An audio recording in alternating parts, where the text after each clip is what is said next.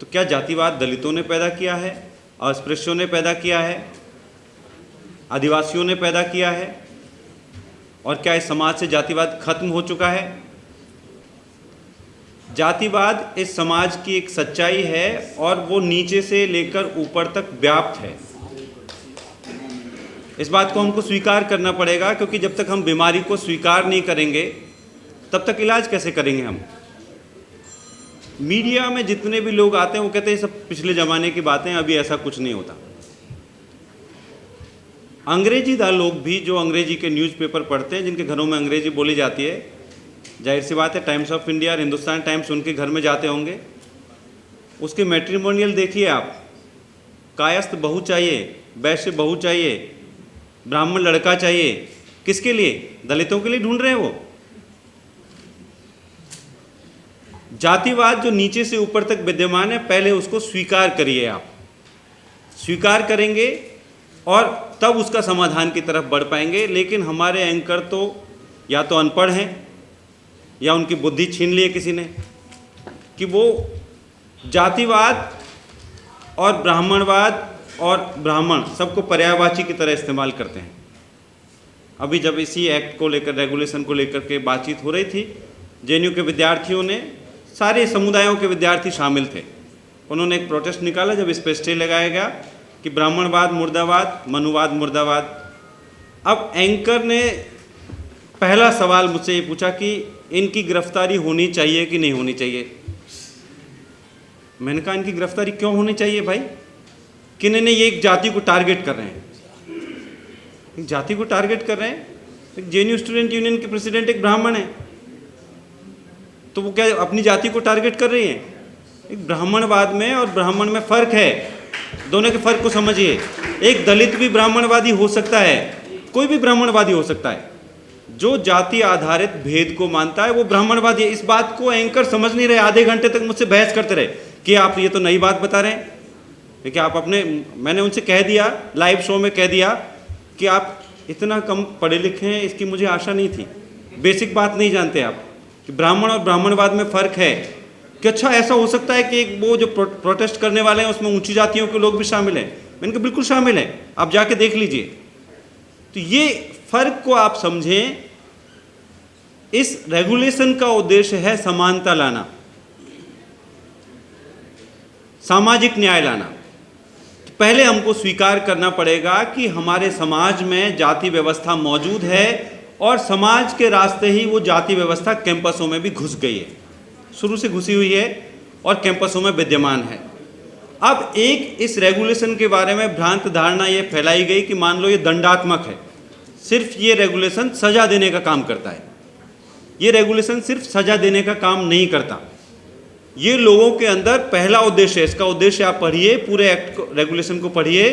ये सामाजिक संवेदनशीलता का विकास करने के लिए मुख्य तौर पर कैंपस में कोई भी बच्चे कह रहे कि हमारे बच्चे कैसे पढ़ने जाएंगे, उनके ऊपर तो तुरंत ये एक्ट लग जाएगा, वो जेल में चले जाएंगे, कैसे पढ़ पाएंगे।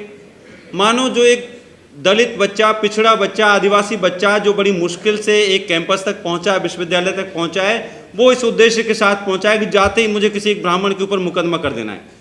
कौन सा ऐसा बच्चा है? मैं तो ऐसे किसी बच्चे को नहीं जानता। बहुत सारे दलित, आदिवासी, पिछड़ों को जानता हूँ, कोई एक को भी नहीं जानता जो इस उद्देश्य से कैंपस में आया हो कि वो किसी पे जाके मुकदमा कर दे। सभी लोग पढ़ने के लिए आए हैं। लेकिन जो पूर्वाग्रह हम लेकर के आए हैं, जिसकी पहले भी बात हुई कि हमको अपने उन पूर्वाग्रहों को दूर करना है कि कोई ऊंचा है, नीचा है, जो परिवार से, परिवेश से कई बार हमें ऐसी बातें सिखाई जाती है। हर जाति धर्म में ये सिखाई जाती है, नीची जातियों के अंदर भी ये बात सिखाई जा सकती है। तो उसको दूर करने के लिए, सामाजिक संवेदनशीलता विकसित करने के लिए सभी लोग समान है और समानता का आचरण करें, इसके लिए पहले सेंसिटाइजेशन होगा, संवेदनशीलता का विकास होगा। और इसके बाद भी जिन लोगों के अंदर ये संवेदनशीलता विकसित नहीं हो पाती, जो जातीय अहंकार को नहीं छोड़ पाते और इसके बाद भी वो लोगों के साथ में भेदभाव करते हैं, उत्पीड़न करते हैं, और सिर्फ छात्र नहीं, अध्यापक हो सकते हैं, कर्मचारी हो सकते हैं, कोई भी अगर जाति आधारित भेदभाव करेगा तो उसके ऊपर इस तरह की कार्रवाई होगी, कोई अनुशासनात्मक कार्रवाई होगी, सबके लिए है। तो ये एक्ट, ये रेगुलेशन इसलिए महत्वपूर्ण है कि 2012 की तुलना में ये ज़्यादा रेस्पॉन्सिबिलिटी के साथ में प्रस्तुत किया गया है। पहला सिर्फ एडवाइजरी है, 2012 वाला जो रेगुलेशन है वो एडवाइस आपको सलाह देता है कि ऐसा नहीं करना चाहिए, ऐसा कर देना चाहिए, लेकिन कोई उसको स्ट्रॉन्ग प्रोविजंस उसमें नहीं है। अब आप देखें कि लोग विरोध क्यों कर रहे हैं। मुझे जहाँ से मैं देख रहा हूँ, मुझे ऐसा प्रतीत होता है कि अभी तक के प्रावधानों में आमतौर पर दलित और आदिवासी SC/ST का ही प्रोविज़न था।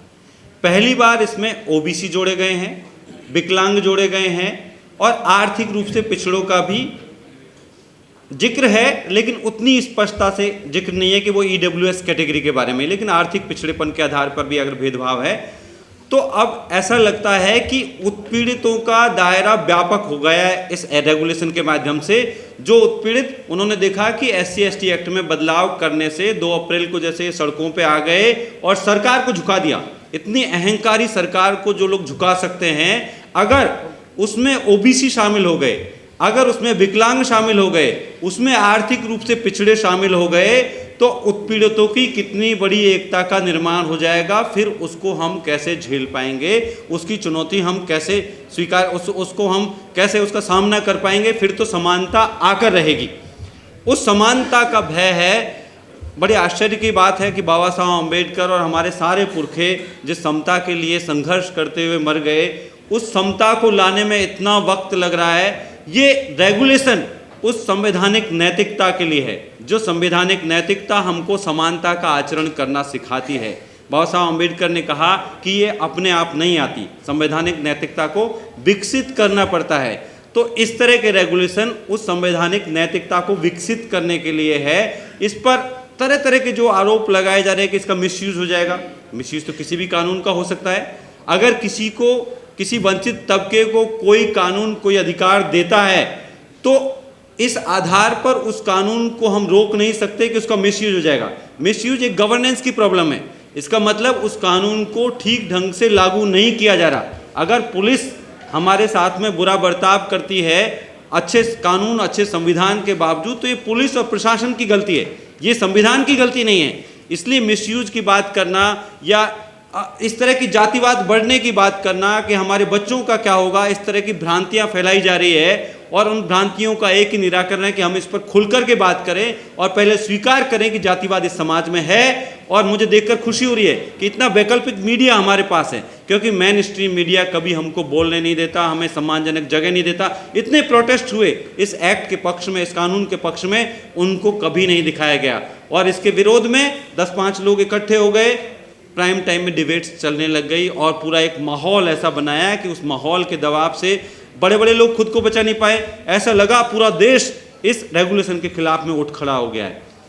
ये जो हमारे इतने सारे लोग हैं जो यहाँ पे रिकॉर्ड कर रहे हैं, इनके माध्यम से मैं समझता हूँ कि देश के बहुसंख्यक लोगों के पास में, जो बहुत बड़ी तादाद में आजकल लोग सोशल मीडिया के माध्यम से एक दूसरे से जुड़े हुए हैं और अब वो मुख्य धारा के मीडिया को छोड़ चुके हैं, उन तक ये बात जाएगी और वो इस बात को समझेंगे कि ये सामाजिक समरसता के लिए, सामाजिक संवेदनशीलता के लिए है और कैंपसों को भी लोकतंत्र का हिस्सा बनाने के लिए है, जिससे कि हम उस लोकतंत्र के लक्ष्य को पा सकें और भारत को असल मायने में जिस तरह के लोकतंत्र की हम बात कर रहे हैं वैसा लोकतंत्र, एक समावेशी लोकतंत्र बना सके।